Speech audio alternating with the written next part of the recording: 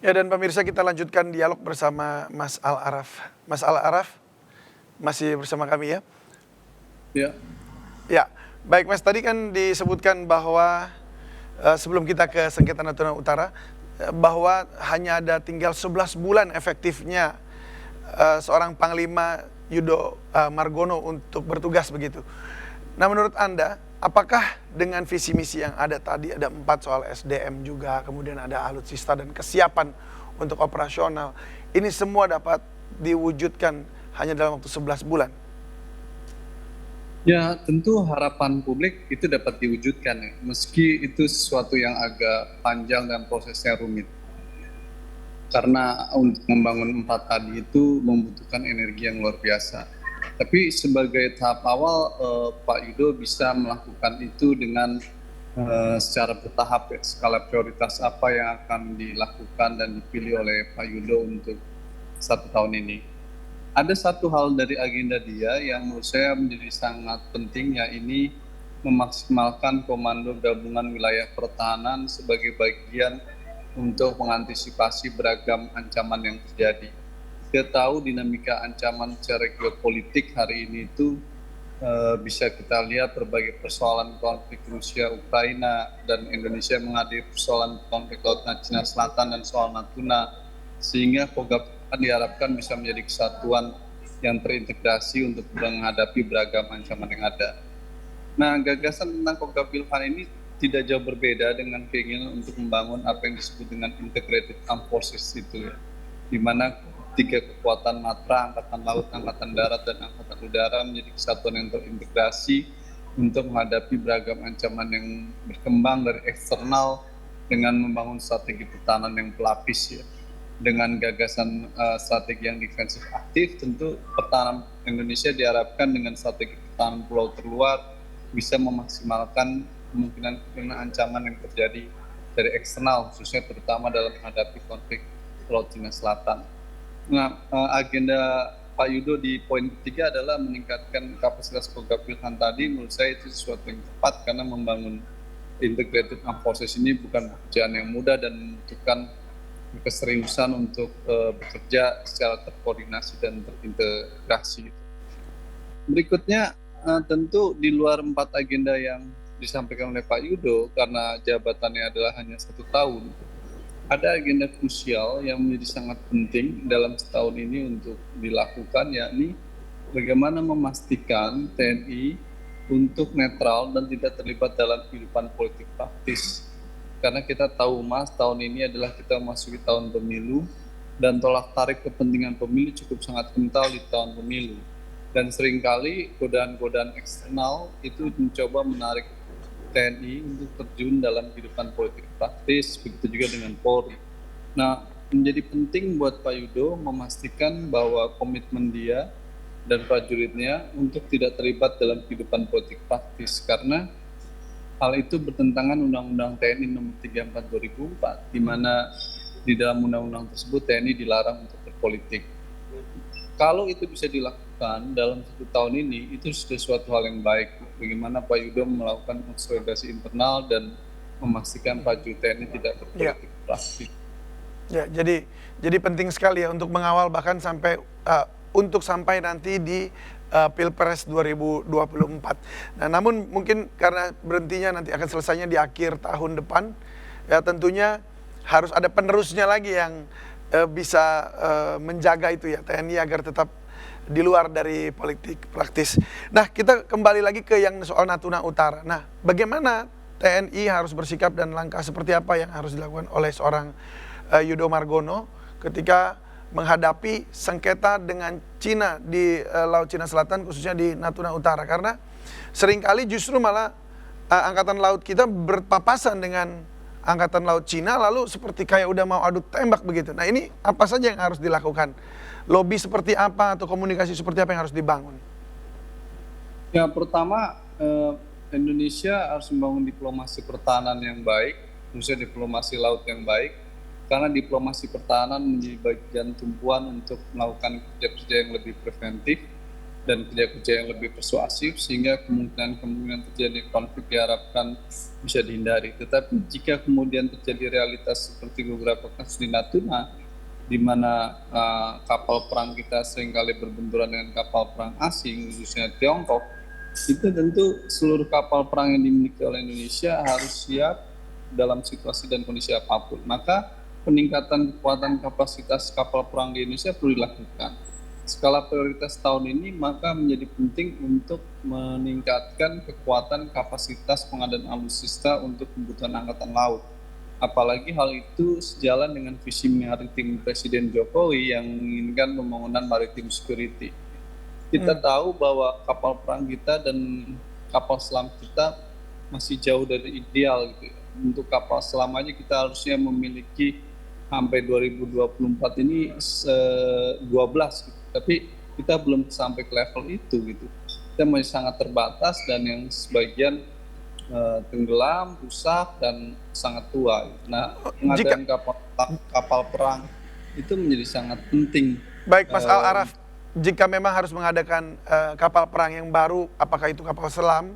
Nah, kapal selam yang jenis seperti apa yang harus kita miliki, dan jika itu merupakan kapal seperti fregat begitu yang untuk bertempur cepat dan mungkin taktis begitu, apa yang jenis seperti apa yang harus dibeli oleh Indonesia sebagai prioritas melihat landscape-nya perairan kita? Begini Mas, membeli alutsista itu agak berbeda dengan pembelian barang-barang lain. Pembelian alutsista itu harus disesuaikan dengan defense planning yang dibuat oleh Kementerian Pertahanan. Dalam hal ini dia bukan dalam ruang yang kosong. Oleh karenanya dia akan terkait dengan bagaimana perencanaan pertahanan yang dibangun, bagaimana doktrin pertahanan yang dibangun, baru turunannya ada bagaimana alutsista yang dipilih. Pertanyaan Mas tadi menjadi sangat penting untuk dijawab oleh Panglima dan juga DPR, bahwa dalam hal tes batas tertentu kita ini sering tidak konsisten dalam pengadaan alutsista dengan perencanaan pertahanan yang sudah dibuat. Kementerian Pertahanan sejak tahun 2007 ke 2015 itu sebenarnya memiliki apa yang disebut dengan Defense White Paper, buku putih pertahanan, memiliki doktrin pertahanan, memiliki buku postur pertahanan negara, memiliki strategi pertahanan negara. Itu 4 produk strategis yang dikeluarkan Kementerian Pertahanan yang menjadi guidance kemana arah pertahanan Indonesia dalam jangka pendek, menengah, dan panjang. Di dalam defense planning yang ada di dalam 4 produk strategis tadi itu, kita akan melihat secara lebih rinci apa pengadaan alutsista yang menjadi penting di Indonesia terkait dengan bacaan itu. Misalkan ya, dalam konteks Angkatan Darat, Indonesia sebenarnya lebih memilih pembelian tank jenis light tank dan medium tank, tidak main battle tank. Tapi Indonesia lebih memilih beberapa kasus beli main battle tank. Itu kan keluar dari defense planning yang ada. Bukan tidak boleh, tapi tidak konsisten tuh dengan defense planning yang dibuat. Bukan saja defense planningnya berubah, kalau ada dinamika geopolitik yang berubah dan bergeser. Nah, Indonesia seringkali ada inkonsistensi dalam pengadaan alutsista tadi. Saya tidak bisa memastikan apa jenis yang harus dibeli dan bagaimana membeli itu. Yang saya bisa katakan adalah pembelian alutsista tidak bisa dilakukan secara semena-mena, karena pembelian itu anggarannya sangat tinggi gitu. Dan sekali beli dia harus terintegrasi gitu. Dan harus bisa benar-benar battle proven. Oleh karena itu dia harus disesuaikan dengan perencanaan pertahanan, doktrin pertahanan, yang kemudian baru pengadaan alutsista. Inilah yang harus dibangun oleh Kementerian Pertahanan, Panglima TNI dalam perencanaan pertahanan alutsista. Supaya apa? Supaya kita punya target yang terukur sampai kapankah kita akan bergeser dari minimum essential forces menjadi situasi dan kondisi yang lebih maksimum. Hari pengadaan alutsista kan masih dalam tahapan minimum essential force. Nah, oleh karena itu kita harus bergeser, jangan ke situ terus nanti di masa datang. Tapi karena anggaran terbatas ya kita harus mengikuti pola minimum tadi itu secara maksimal, tapi dengan catatan adalah harus transparan dan akuntabel. Kan Mas tahu dalam beberapa kasus pengadaan alutsista KPK sampai terlibat di dalamnya, dalam konteks kasus helikopter dan lainnya. Nah, ini tidak boleh terjadi gitu. Udah anggarannya terbatas, masih terjadi penyimpangan, itu yang menjadi masalah. Saya berharap ke depan TNI bisa melakukan zero kondisi yang eh, akuntabel dan transparan dalam pengadaan alutsista sehingga tidak terjadi persoalan-persoalan kondisi skandal yang bisa berdampak buruk bagi TNI sendiri. Baik, Mas, lalu bagaimana dengan, kan begini, mungkin kalau disebut dengan pertahanan keamanan negara Indonesia begitu ya, NKRI, dari serangan bangsa asing, mungkin kita dengan budget terbatas akan sulit untuk mengejar bila harus membeli alutsista yang begitu banyak dalam waktu singkat. Tetapi kita perlu keamanan yang kepastian keamanan yang nyaman di hati supaya kita juga rakyat merasa aman walaupun ada ancaman dari luar. Nah, apa yang harus dibangun selain bahwa alutsista itu yang harus kemudian dikembangkan, SDM-nya juga harus dikembangkan. Apakah ada sistem model pertahanan lain yang artinya bisa menggandeng negara-negara sekitar yang kemudian bisa menjadi bekerja sama untuk saling melindungi? Apakah itu memungkinkan begitu? Ya, memang Indonesia tidak seperti negara-negara Eropa dan Amerika yang memiliki aliansi pertahanan yang kuat seperti NATO gitu ya, dan satu kesatuan utuh bangunan pertahanan. Tapi tren sekarang Indonesia juga perlu membangun dan membaca dinamika geopolitik yang ada, di mana hampir tidak mungkin sebuah negara di dalam kawasan mengantisipasi ancaman secara sendiri. Sehingga pembangunan kerjasama keamanan menjadi sangat penting. Indonesia bisa membangun cooperative security, common security secara bersamaan di kawasan Asia Tenggara. Dan kita tahu bahwa di kawasan ASEAN ada ASEAN Security Community yang dia bisa membangun kerjasama keamanan. Nah, peningkatan hal itu jadi penting.